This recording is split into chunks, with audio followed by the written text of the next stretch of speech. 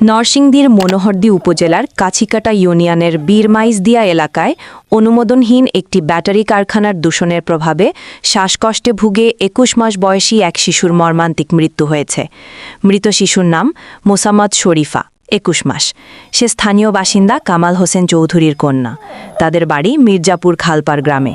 পরিবারের অভিযোগ, বাড়ির পাশেই অবস্থিত একটি অবৈধ ব্যাটারি কারখানা থেকে নির্গত ক্ষতিকর অ্যাসিড ও দূষিত বায়ুর কারণে জন্মের পর থেকেই শিশুটি শ্বাসকষ্টে ভুগছিল। স্বজনরা জানান, কারখানাটি বাড়ি থেকে প্রায় ১ বিঘা জমি দূরত্বে অবস্থিত হলেও এর বিষাক্ত ধোঁয়া ও পরিবেশ দূষণের প্রভাব আশপাশের এলাকায় ছড়িয়ে পড়ে। দীর্ঘদিন ধরে শ্বাসকষ্টে ভোগার পর মঙ্গলবার সকালে শিশুটির মৃত্যু হয়। এ ঘটনায় এলাকাবাসীর মধ্যে তীব্র ক্ষোভ বিরাজ করছে।